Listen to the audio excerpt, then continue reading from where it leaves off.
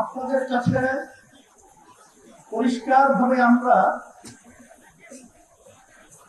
আপনাদের মাধ্যমে বর্তমানে অন্তর্বর্তীকালীন সরকারকে আমরা জানাতে চাই যে আজকে আমরা রাজপথে একত্রিত হয়েছি কি দাবিগুলো আদায়ের জন্য। বিশেষ করে জুলাই সনদের স্বীকৃতি সহ এই বাংলাদেশকে সুন্দর একটা দেশ তৈরি করার লক্ষ্যে যে জুলাই সনদ তৈরি হয়েছে, এই সনদের আইনি ভিত্তি জাতীয় নির্বাচনের আগেই এটা আমরা চাই এবং দিতে হবে। সমস্ত রাজনৈতিক দলগুলো এই আইনি ভিত্তির ব্যাপারে, গণভোটের ব্যাপারে তারা একমত পোষণ করেছে,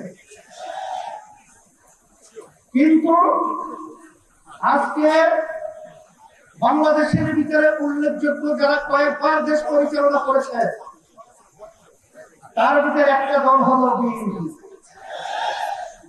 আজকে বিএনপি যে গণভোটের ব্যাপারে প্রস্তাব রেখেছে, যেদিন জাতীয় নির্বাচন সেদিন নাকি গণভোট।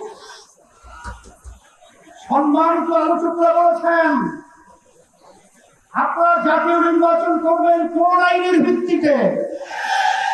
সেই আইনের ভিত্তি হলো জুলাই সনদ যখন আইনি ভিত্তি পাবে তখন জাতীয় নির্বাচন আইনি ভিত্তি তৈরি হবে।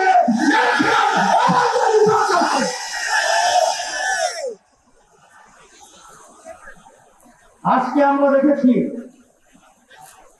সেই মনের মধ্যে সেই 2024 জুলাই এবং আগস্ট, যখন জুলাই 17 তারিখ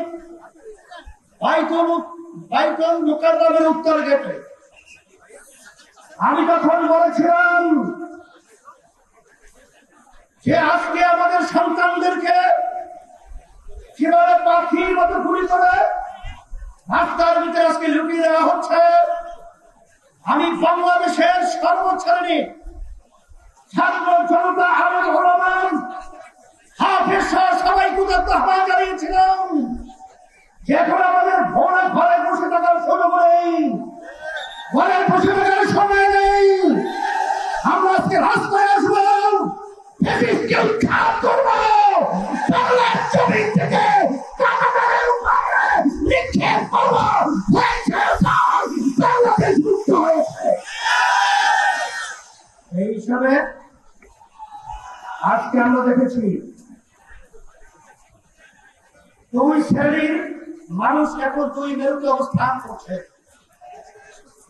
এর ভিতরে এক শ্রেণীর মানুষ হলো যারা নাকি আমরা দেশ প্রেমিক, আর এক শ্রেণীর হলো ক্ষমতা প্রেমিক।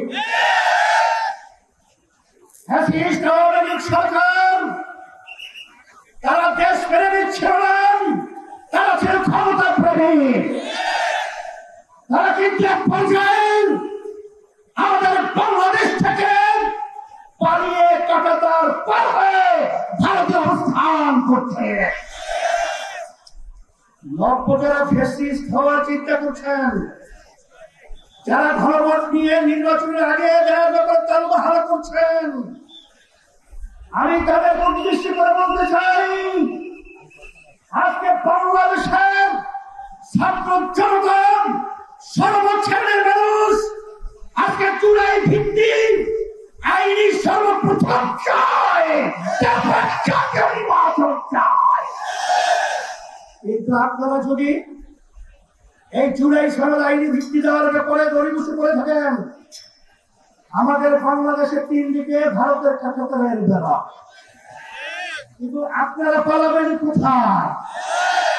আপনাদের জন্য অপেক্ষা করছেন সেই দক্ষিণে বঙ্গোপসাগর। এছাড়া কিন্তু আপনাদের পালাবার কোথা জায়গা নেই।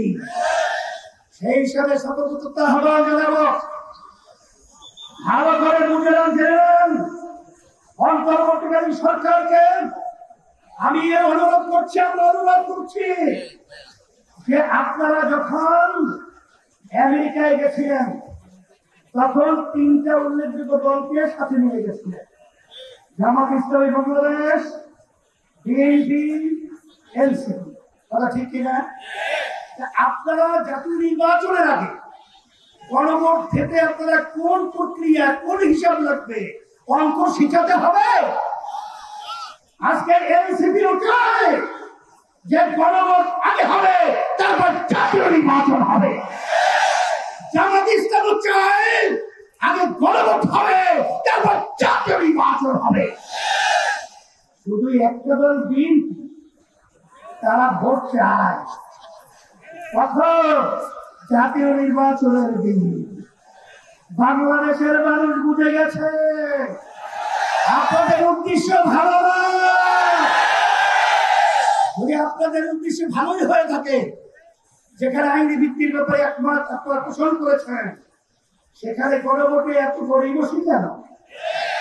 এটা জাতির কাছে পরিষ্কার হয়ে গেছে। আমরা অন্তর্বর্তী সরকারকে বলবো, আমরা শান্তি প্রিয়, বারবার রাস্তায় রোদ্রে আমাদেরকে পোড়াচ্ছেন, আপনারা পুড়িয়েছেন, আর কত রাস্তায় নামতে হবে? এরপরে পরামর্শ ভিত্তি আমরা বাংলাদেশের সর্বস্তরের মানুষদের নিয়ে এমন কর্মসূচি ঘোষণা করব, আপনি গণভোট জাতীয় নির্বাচনের আগে টিকিট করতে হবে,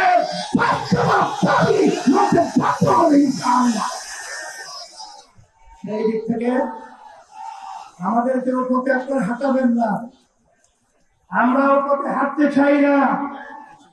আজকে জাতীয় সমাবেশের মাধ্যমে আপনাদেরকে আমরা বারবার অনুরোধ করছি, এরপরে যদি আপনাদের শুভবুদ্ধ না হয়, তাহলে কিন্তু পরবর্তীতে আমরা কঠিন কর্মসূচি যেতে বাধ্য হব ইনশাআল্লাহ।